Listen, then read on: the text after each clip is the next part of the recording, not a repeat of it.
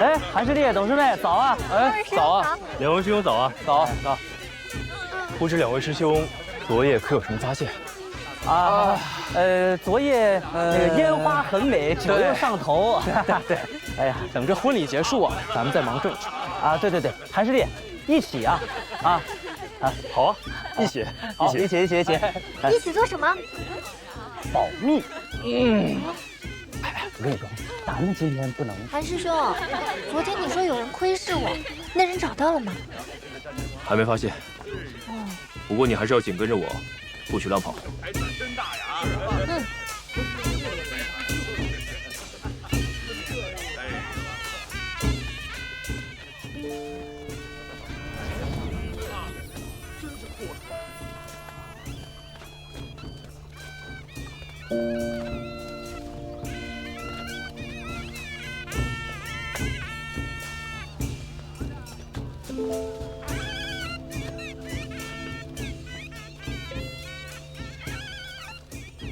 韩师兄，你看前面好热闹，咱们上前面看看。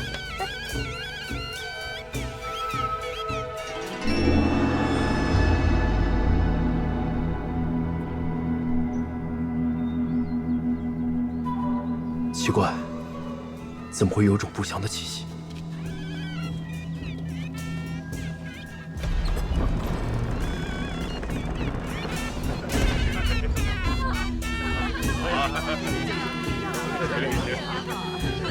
好壮观呐！啊，这么气派。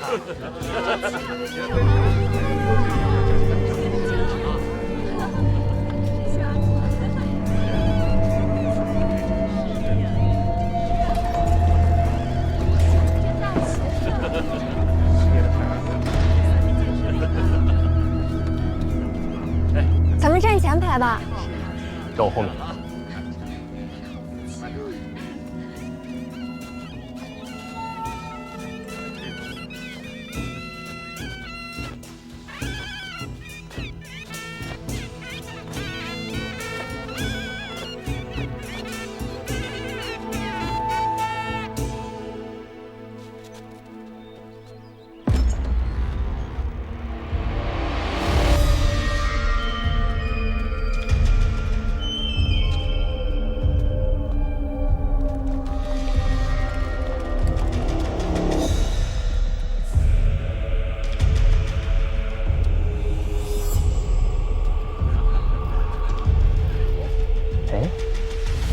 不见燕家堡主呢？是啊，这成亲怎么长辈不在啊？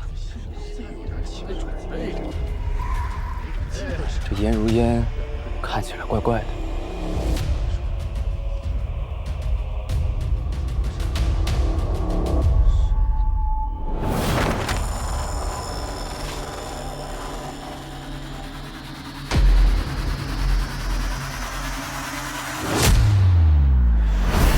作案那个人就是他。怎么是他？燕家堡主怎么会选这种人做女婿？别声张，这婚礼有些古怪，跟着我。欢迎各位来参加我跟嫣儿的婚礼。盛宴开始吧。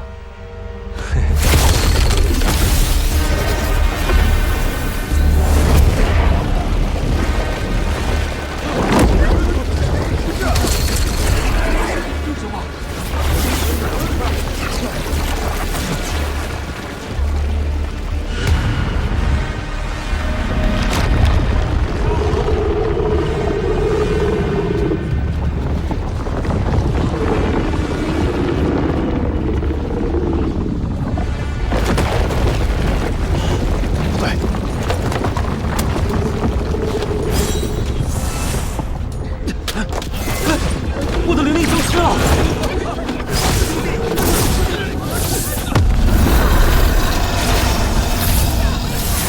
不好，我的修为被压制了。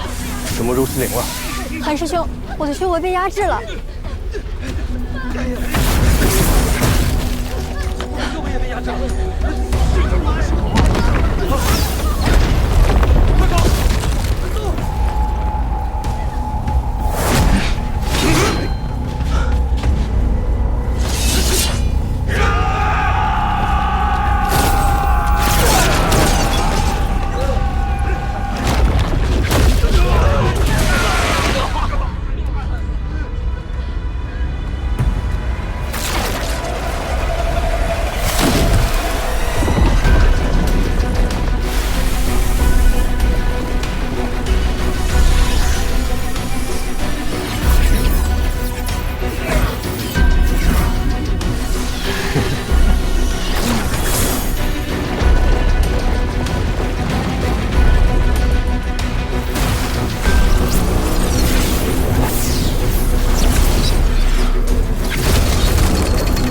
鬼灵门的血灵大法，快跑！跑！诸位的贺礼，我和嫣儿就收下了。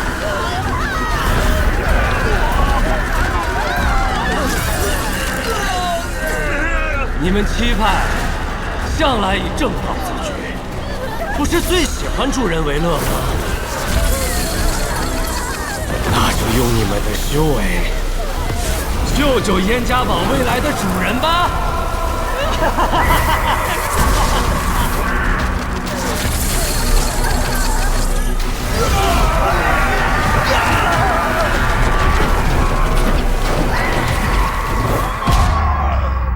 既然已经被逼到了这个境地，就别怪我燕云山了。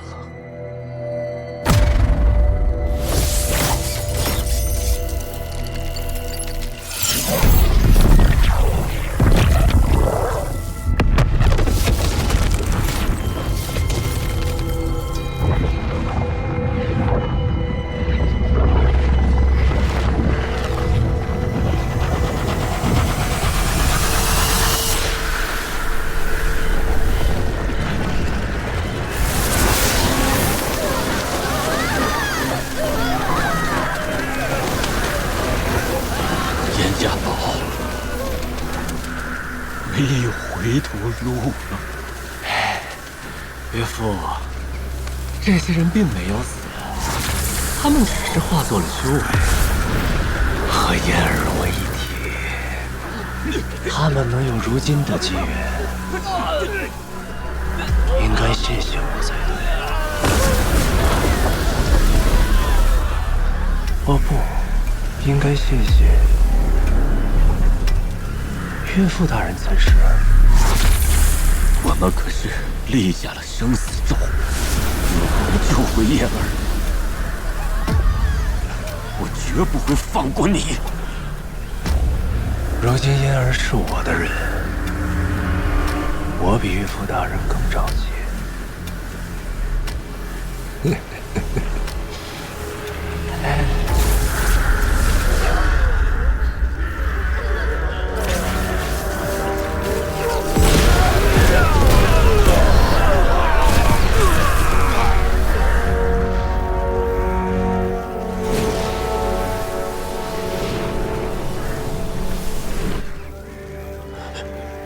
燕儿为何还没有醒过来？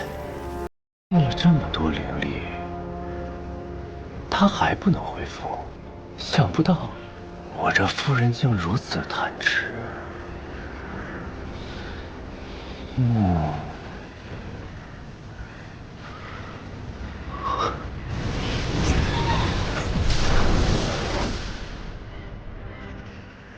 岳父大人不要着急，刚刚不是有几只漏网之鱼吗？我这就去把他们给捉回来，继续给夫人吃。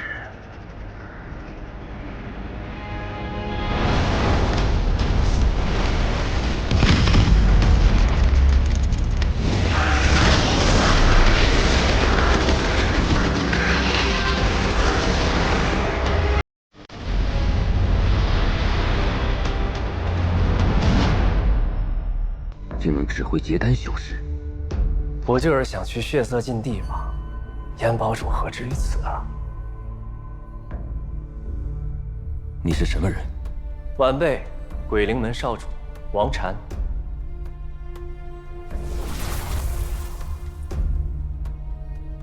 你是王天谷的儿子。正是。听说堡主最近在想尽各种办法，让燕家堡弟子去血色禁地试炼，想来肯定是有很重要的东西要拿呀。既然此事七派不愿伸出援手，为何不来我六宗商议呢？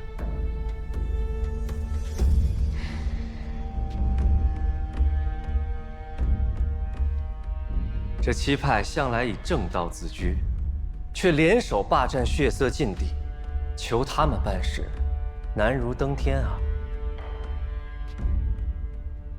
您堂堂燕家堡堡主，如此会不会太过卑微？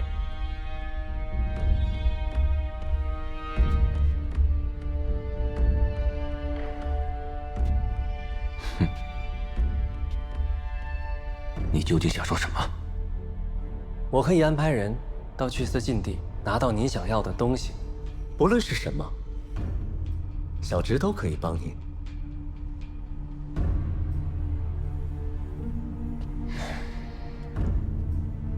堡主怕不是忘了，燕家堡与鬼灵门数百年前本是一家呀。阁下还是先回去吧。堡主也别忘了，只有愿意帮你的才是朋友。别说了，走吧。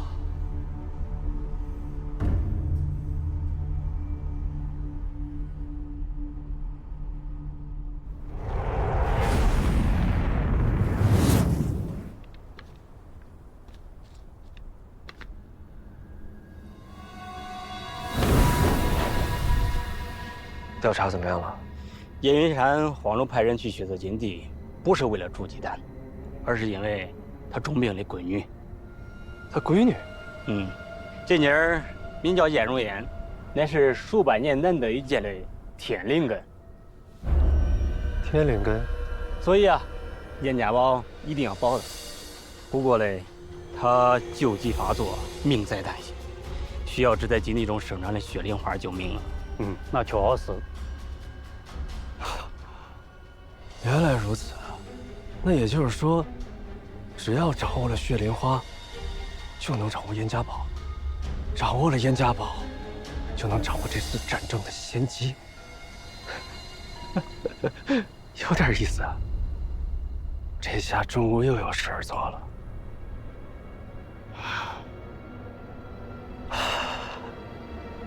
天灵根。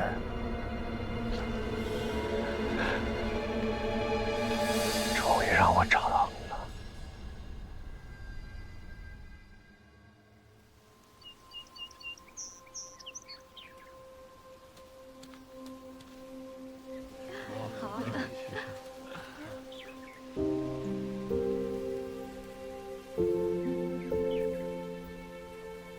他不会想起来那天的事儿了吧？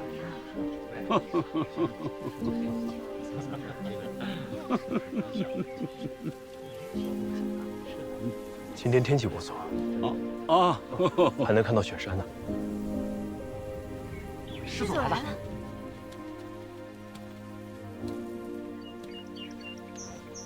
师祖。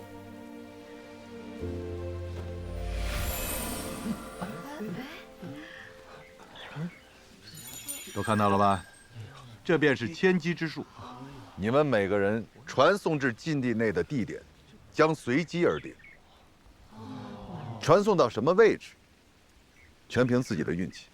门派能做到的，就是在你们的身上种下本门的千机之术，在一定范围之内，你们可以感应到同门的方位。这次试炼，各门派都在暗中较劲，采回来的灵草数量将会直接影响未来60年各门派的地位。他偃月宗仗着自己家大业大，随意修改禁地的封禁时间，我们灵兽山绝对不能被他们踩在脚下。要让他们知道，谁才是七派中最能打的。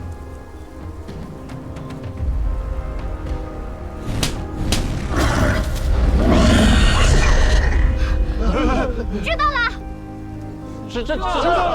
知道了。出发！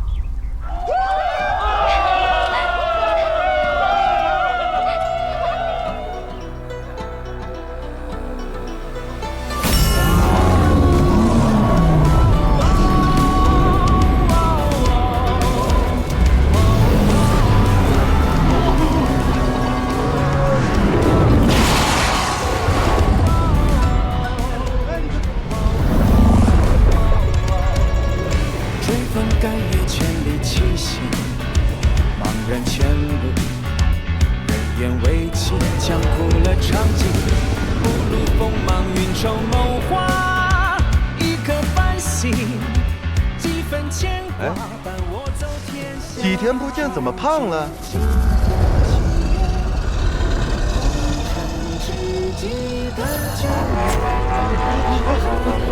哎呦！出发了。那永恒也是瞬间。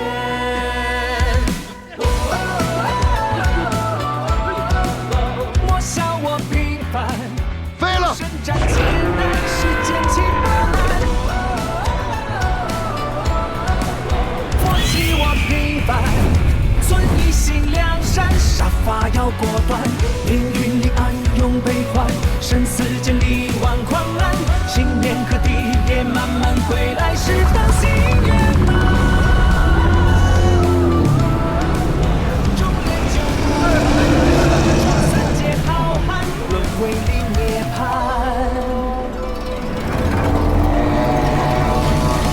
醉舞高歌海上山，天飘成路几金丹。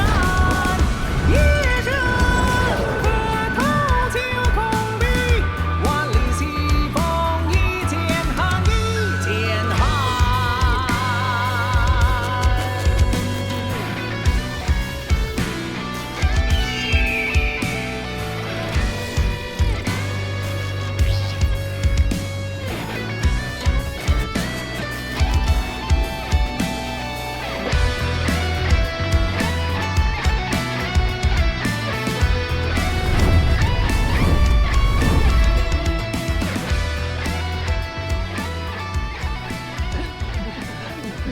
稳住！马上就要到了。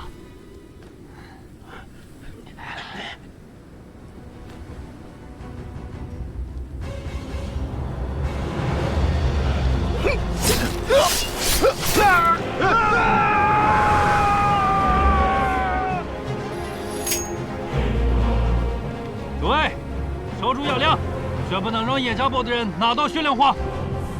遇到钦佩将营弟子，尽可能杀之、烧之，万勿暴露身份。这是自然。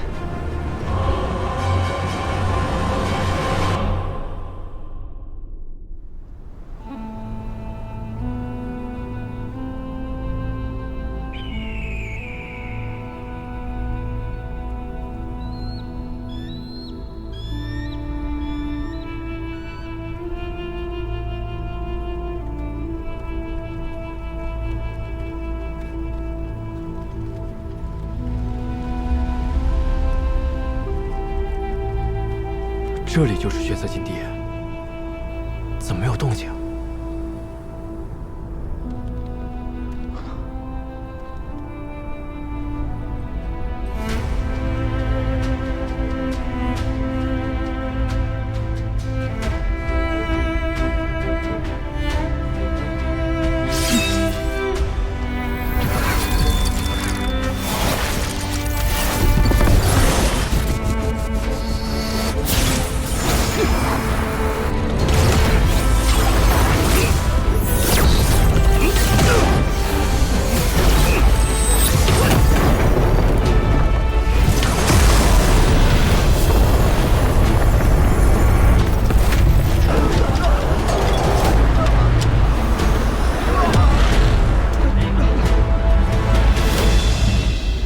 禁地开启。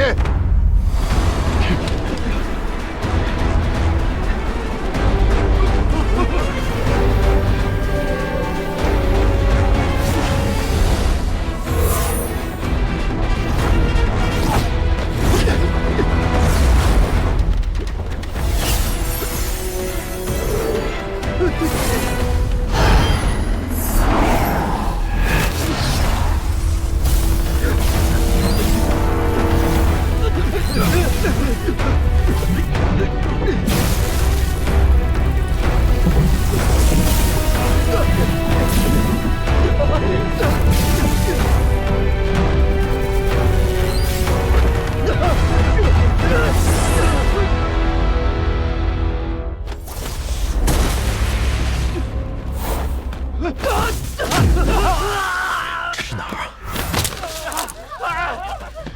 先躲起来，观察一下。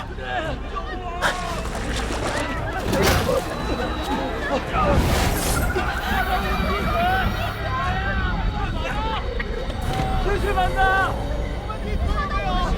任师兄，任师兄，我们在这儿呀！对，跟我走吧。前方可有黄风谷的弟子。姐，时间紧迫，咱们还是走吧。嗯，走吧。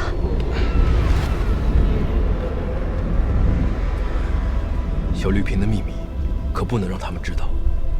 接下来还是单独行动吧。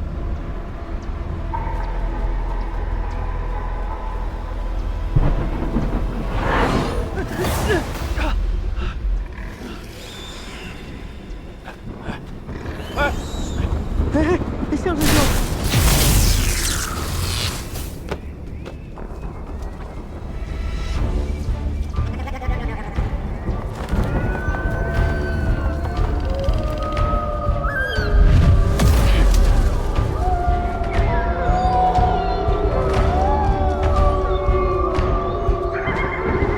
好戏开场了。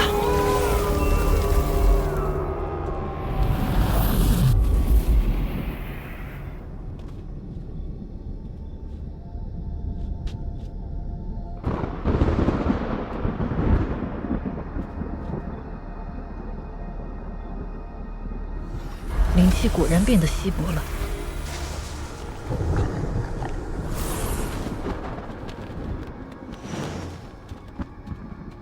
师祖，没想到这融灵符还真有用。此符能将人的灵气连接在一起，就算传送是随机的，也有一半的几率散落在彼此周围。居然落到这儿，看来我们的运气不错。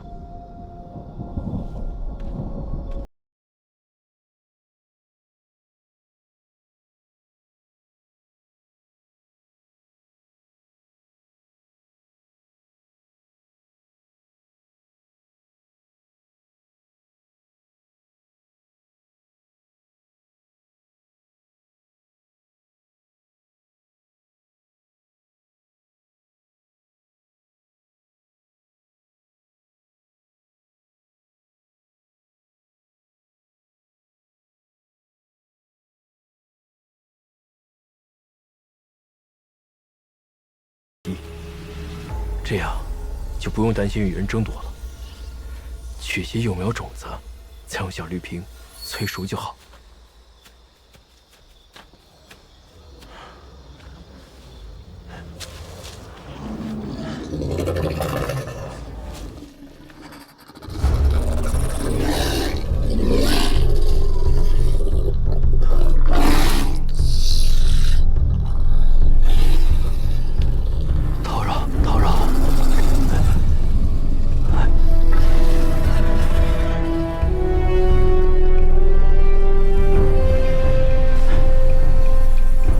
金边五叶红，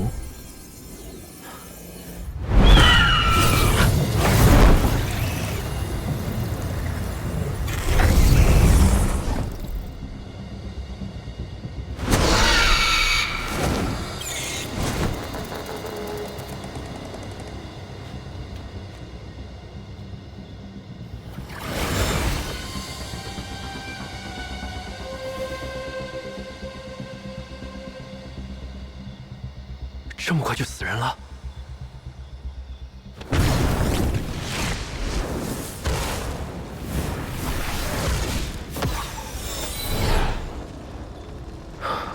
一定要小心，别像他一样。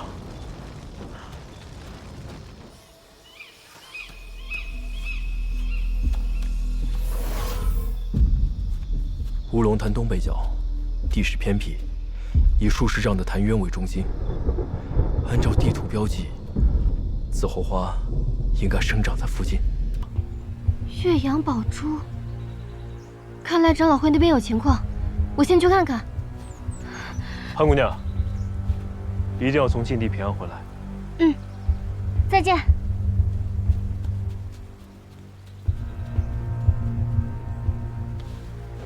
岳阳宝珠是什么呀？诸位长老，有没有发现岳阳宝珠有何不同？这没以前亮了。宝珠没有以前亮了。没错，岳阳宝珠是本门先辈为驱散禁地的迷障所制。宝珠吸收日月灵气，绽放光芒，但你们恐怕不知，每当天有异样，宝珠也会受其影响。日月昭昭，本该是亘古不变，可禁地开启过于频繁，导致灵气日益稀薄，宝珠光彩亦不复从前。这还不能印证我的说法吗？现在明白了吧？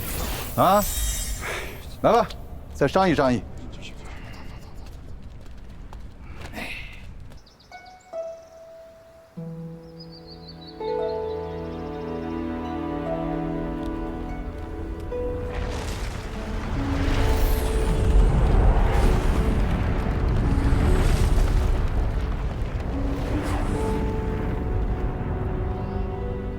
这血色禁地如此凶险，要不等下次开启，准备充分些再去吧。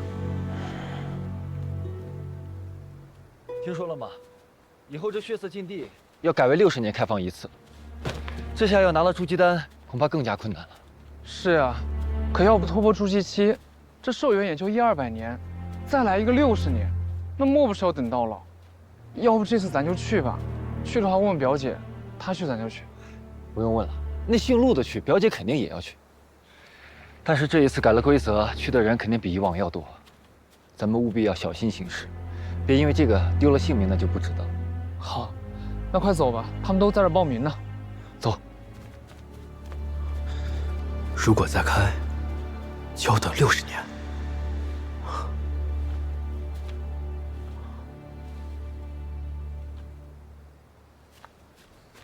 向师兄，不是说这个报名血色禁地的在这集合吗？咱俩来，会不会通知错了呀？你们都在等谁呢？我在这儿呢。师祖。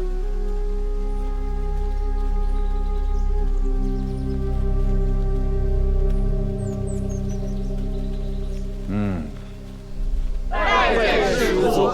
来的人还挺多。哎，你们都做好送死的准备了吗？啊？不是我吓唬你们啊，我们黄风谷弟子数千，筑基的有多少知道吗？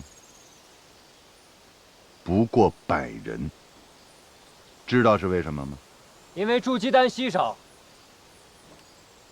不光如此，还因为炼气筑基虽然只差1阶，但是境界却相隔108000里，所以啊，有很多人。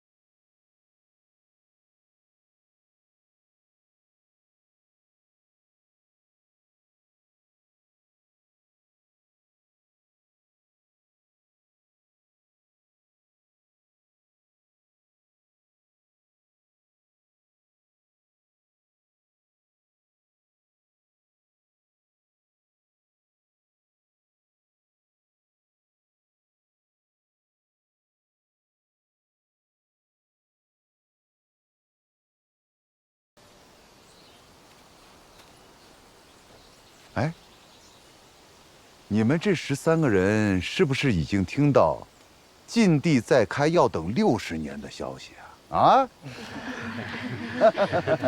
可以呀，挺聪明。咱们黄风谷此次进禁地有15个名额，现在还有2个。我，哎呦，这么大岁数能行吗？我可不想再等60年呢。可以理解啊，那还差1个名额。这样吧，我数3个数，1，嚯，会抢跑了。你一个炼气11层的也敢去送死啊？禀师祖，弟子资质差，没那么多时间等60年，望师祖成全。不错，有个性，我喜欢。啊，就是资质差了点啊。行了，你们这些人回去吧，啊！我也要去。早看什么了？先回去啊！想去，等60年之后那波。 60年后我都120岁了，师祖。再给个机会吧，师祖。师祖，后面还有考核和训练呢，啊，万一哪个淘汰了，你们就有机会补上嘛。行了，赶紧回去吧，啊，快去！我们好幸运呢。嘿嘿，听听，不容易呀。哦，勇气乃万事之始啊！恭喜你们，恭喜你们过了老夫的第1关。 谢谢师父。血色禁地不只是一场寻宝之旅，更是一场关系着我黄风谷在七派中的地位，足以左右门派未来的战斗。为了能让你们都能活着回来，我要好好的训练你们。此行万分凶险，现在打退堂鼓还来得及，以免在禁地内断送了性命。禁地内天气恶劣，变化无常，还有各种崎岖的地貌。 不少人在进入禁地之初，便被这恶劣的天气折磨致死。你们要记住这几种药材：地髓枝、紫侯花，还有天灵果。这些都是筑基丹所需要的重要的药材。禁地里会有各种妖兽出没，想要顺利取药，就得先过他们这里。 要是打不过，可就成了他们的腹中餐了。禁地中的各派弟子大体分为3类，第一类，实力较弱的，就像你们其中的有一些人，要么是被逼而来，要么就是心怀侥幸，这样的弟子往往活不过第1天。第2类人，修为虽然不弱，但也算不上顶尖高手，其中不乏有一些投机取巧之辈，不去好好采集灵草。 反而还想利用杀人夺宝的手段牟利。但是到了第3日，第2类人中的佼佼者，便会在禁地中自动的销声匿迹，不再现身。这时，便轮到第3类人了。师祖，第3类人是？第3类人是懂得保存实力、隐藏实力的那些家伙，终于出手，各显。 神通，师祖，那您说了这么多，到底哪类人活下来的最多呀？自然是第3类真正的高手。错，是第1类。啊，第一类人。木秀于林，风必摧之。能进禁地的哪一个不是身怀绝技啊？但若是不够谨慎，再厉害的人，也只有身死道消的下场。而那些实力最弱的呢？ 因为早早认清了现实，反而能够成为最容易全身而退的人。藏巧于拙，用晦而明。没想到，当初莫大夫教我的一切，在修仙界依旧适用。碾压花道雾，碾压上过灵兽山，巨剑门，横扫巨剑门。好了，精神可嘉。但是我还是那句话，活着回来最重要。 是。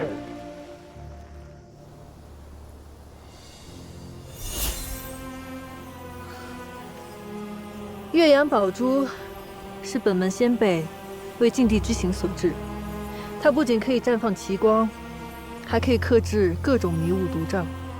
血色试炼中啊，有一个宝物，叫岳阳宝珠，光如日月。就是因为它在血色禁地中太过好用。 被其他6派集体声讨，我们偃月宗不得不将宝物献出，成为7派共有之物。禁地之行后，原执掌宝珠的一派就要交出此物，只是今年又回到了我派手中。7派约定，只有在第4天才能打开岳阳宝珠。那师祖，是不是到了第4天，采集灵草就更方便了？ 恰恰相反，岳阳宝珠未出现的时候，你们暂时是安全的。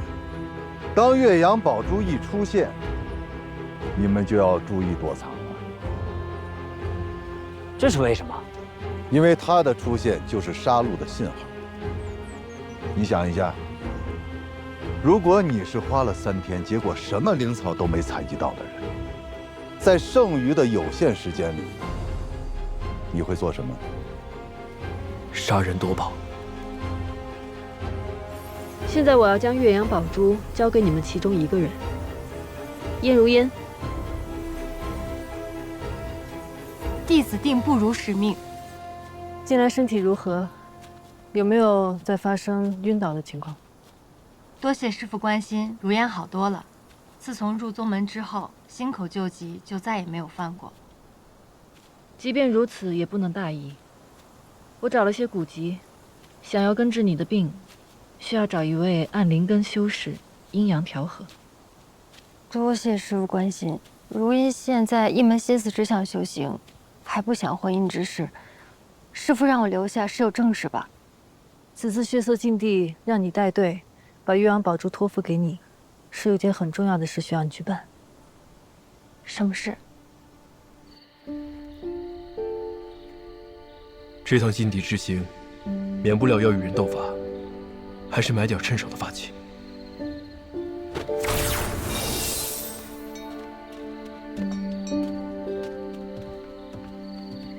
在下望宇，是万宝楼的掌柜。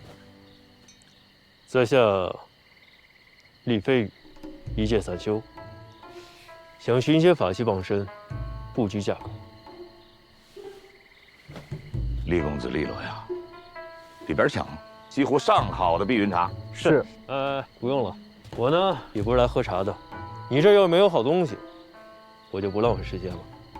厉公子留步。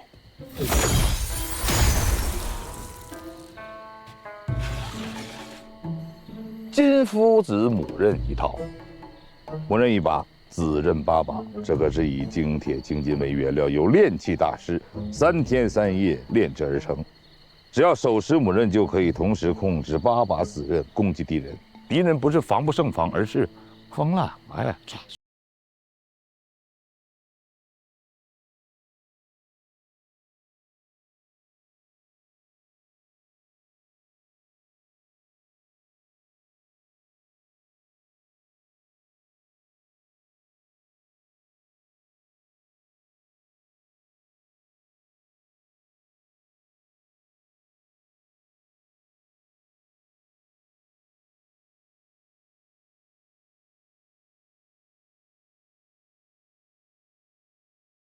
哎呀，我厉害的厉公子的到底是经历了什么呀？全是大世面吗？好吧，不装了，给你看看我最喜欢的宝贝——天雷子，截取天地雷电后凝练而成。即使是筑基期的修士，正面对抗，也会灰飞烟灭。哇，是，说没就没有。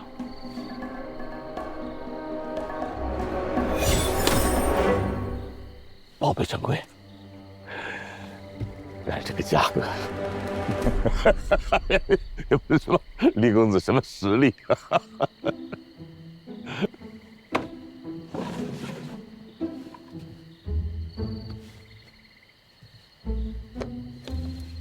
黄敬之啊，黄敬之不值钱，不闹呢。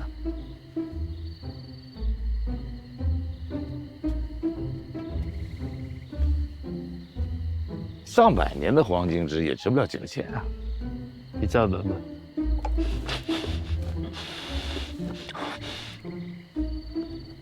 500年，500年，500年，500年可以。这些不够，把你们这最好的拿出来。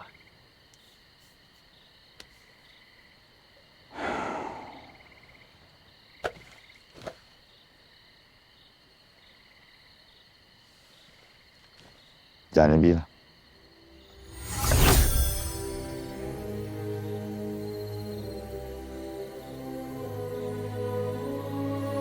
金光砖福宝，本殿的镇店之宝。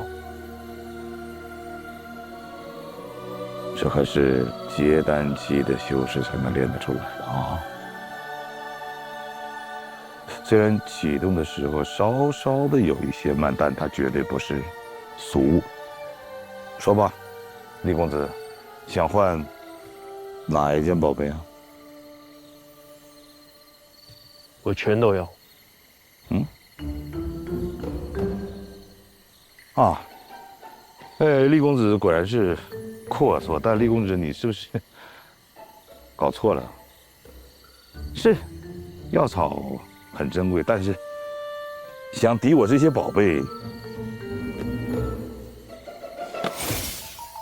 差点意思。谁说我只有500年灵草啊？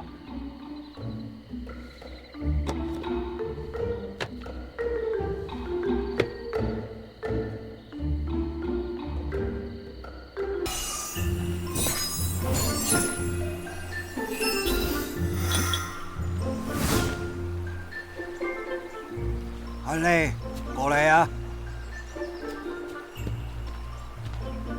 以前曾经跟你讲过，如果药草中邪了，你是要赔的。那你是不是准备了一个赔偿计划？弟子一定尽力。那好，有什么事就记下来。好了，这里就交给你了，我去闭关了。你可暂居此处啊，方便打理药园。我一季之后呢，回来找你。到时丰收了，应该给你的零食是不会少的，好不好？马师伯尽管放心。那还有啊，千万不要打扰我啊！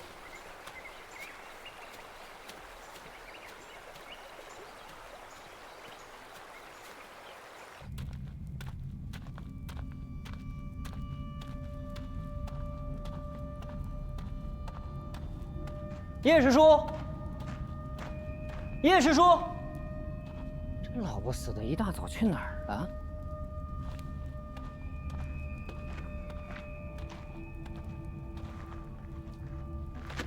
平日不见踪影，原来一直在鼓捣傀儡呢。看来他对傀儡术还真是颇有研究啊。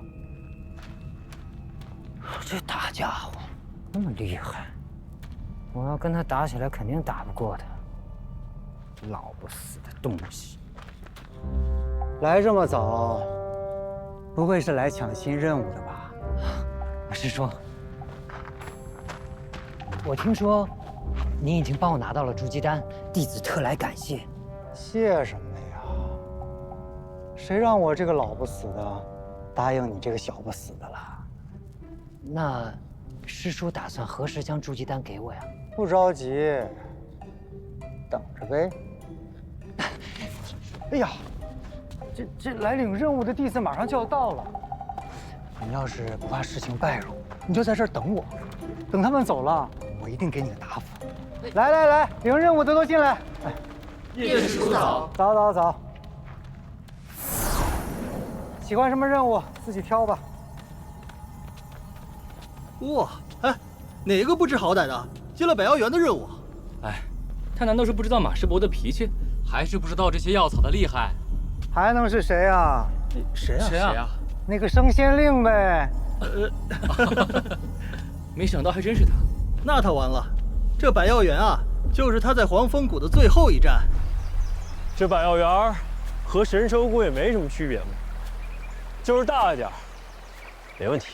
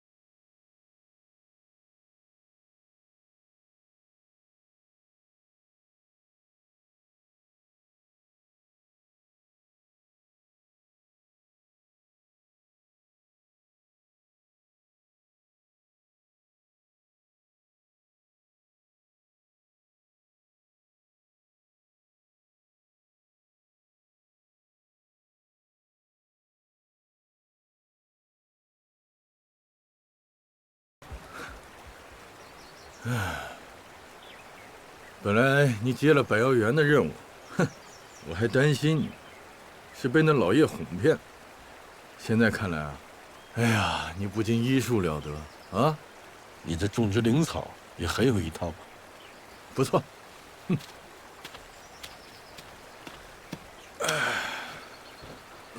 吴师叔，弟子也是现学现卖，一切还是仰赖吴师叔您的信任。看来上次教你的传音术已经都掌握了。哼，我走了。哎，还没完呢。还有啊，啊，来。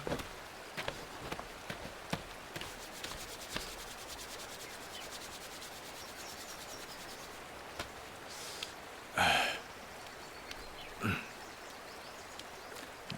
舒服，就是这儿。说说吧，这次想换些什么功法啊？都想。弟子天资差，入门的时间晚，想学的东西实在是太多了。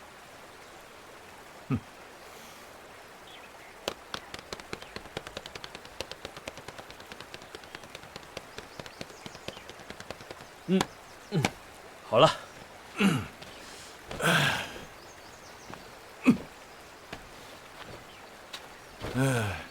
好，那今天就教你这个法术，看好了。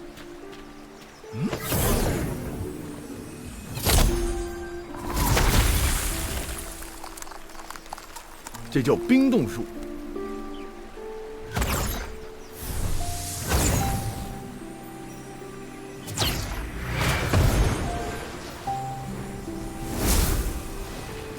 这叫流沙诀。可千万不要小瞧这两个法术，如果大神通之人来施展，能化千里良田为沙漠，凝长江大河为冰川。来，你试试。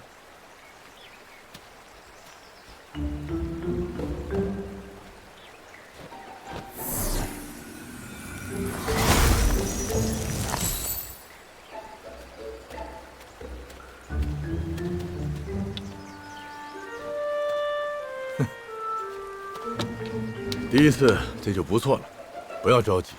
法术威力的大小，本来就是要看施法者能力的深浅和熟练程度而定。你灵根虽差，但贵在勤勉，假以时日，定会有所成的。谢师叔。我走了。我这个下次什么时候再来？师叔常来。好。功法还要勤加练习啊！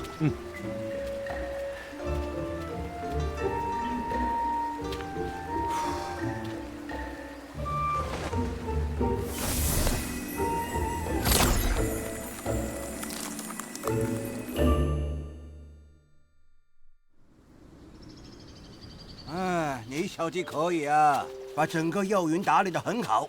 哎，全靠您的打理心得。我不过是一葫芦画瓢，再加上天空作美，才能侥幸有一点成果。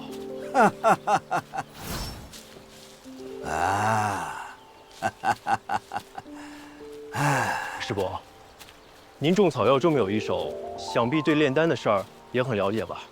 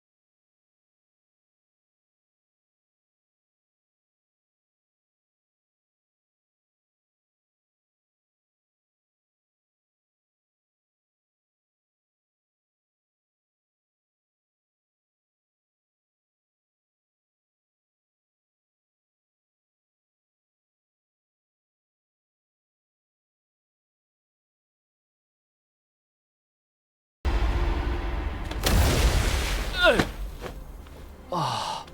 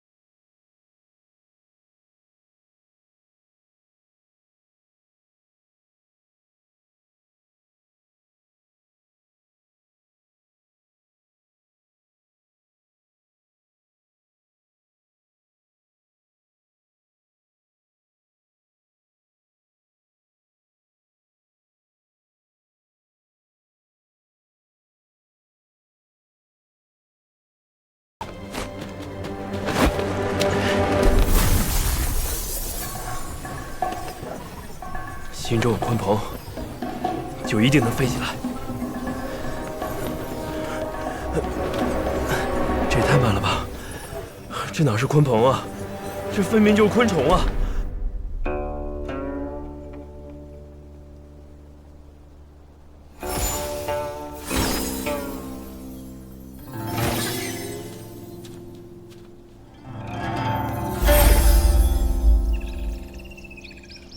怎么样？你什么时候会这种法术的？哎呀，人间四月芳菲尽，山寺桃花始盛开。小意思。你可千万别让轩儿看见你用这招啊！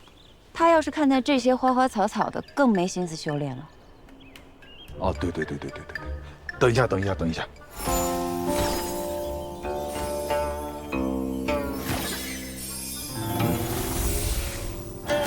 哎，好了，不用了啊，以后这招不用。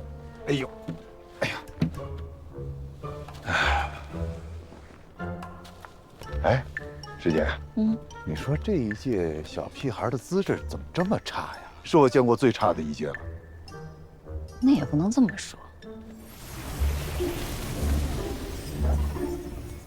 哎，那个圣仙令呢？这么好的机遇。不会无半点过人之处吧？确实可惜了那颗煮鸡蛋了。不过他也不能说全无优点吧？可能是知道自己平庸，所以态度啊、韧性啊，都还是不错的。哎呦，人生一世，草木一秋啊！照他这个资质。我怕是他到老死，都用不上那颗煮鸡蛋了。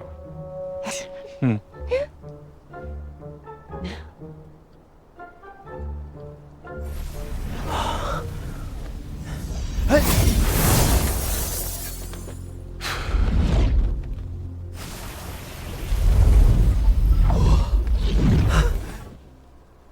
你这是干什么？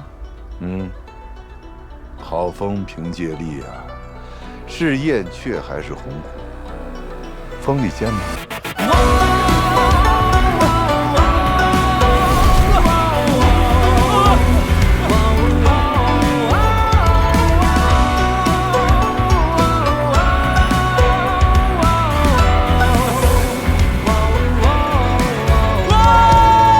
追风赶月，千里七星，茫然千里。人言为情，江湖了长景，不露锋芒，运筹谋划，一颗繁星，几分牵挂，伴我走天下。逆转绝境的机缘，红尘知己的眷恋，还未参透何为险，那永恒也是瞬间。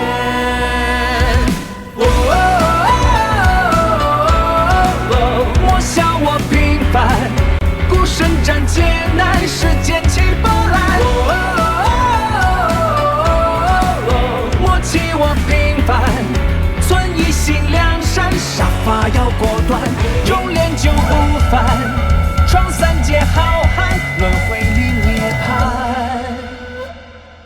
从今日开始，你们便正式成为黄风谷的弟子。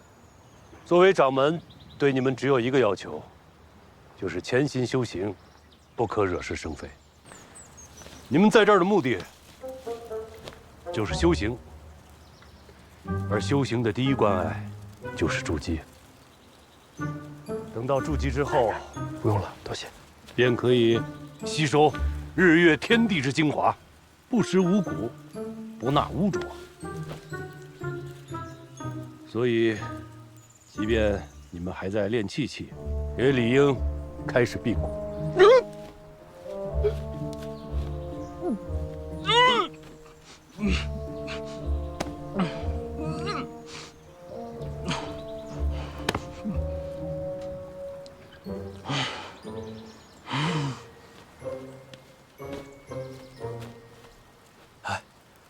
要不你等会儿再吃吧。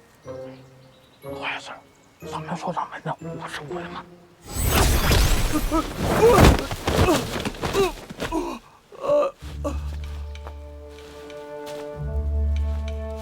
你若舍不得山珍海味，老夫还可以酌情饶你。可你连一块饼都舍不下，还怎么修行？谁说修仙就不能吃饭了？我家人都跟我说了，有个结丹区的师祖就特别爱吃，不碗瓢盆都随身带着呢。吃口饼怎么了？不总比饿死强吗？好的不学。这个结丹期师祖怎么馋呢？就是，别听他瞎说，胡说八道。真有这么馋的结丹期修士吗？升仙令是祖上定下的规矩，不得更改。你精进修炼，凭你的异灵根，说不定谷内会再赐予你一颗筑基丹的。再次。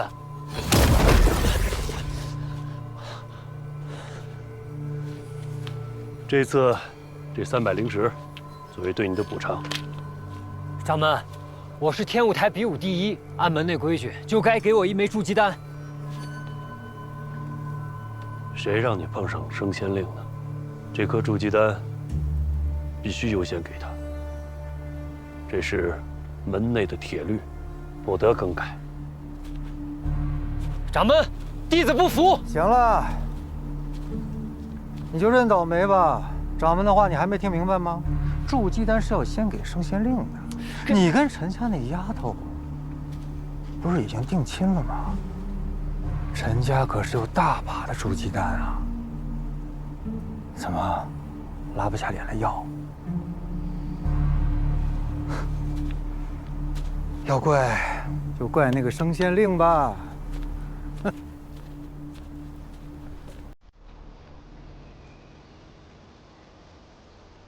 看好，在这上。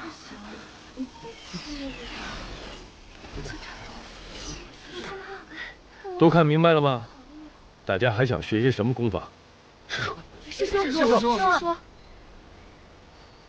从那边第一个开始。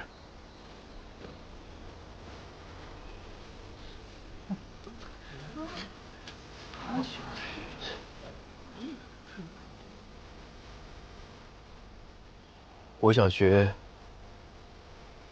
炼气术。一个伪灵根，还学什么敛气术？敛什么气啊？敛气术，顾名思义，就是用灵气将自己和外界隔绝。练得好，可以将自己的行为和气息遮住，不被外人发现。大家看一下。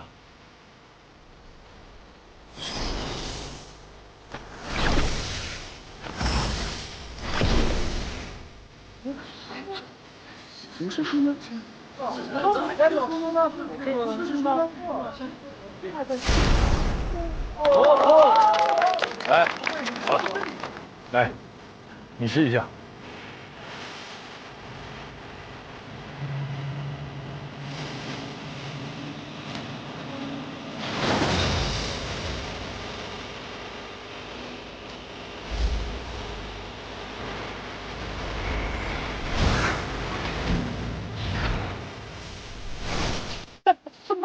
林得住，演哪儿了？谢谢师叔。今天这堂课，我们学制服。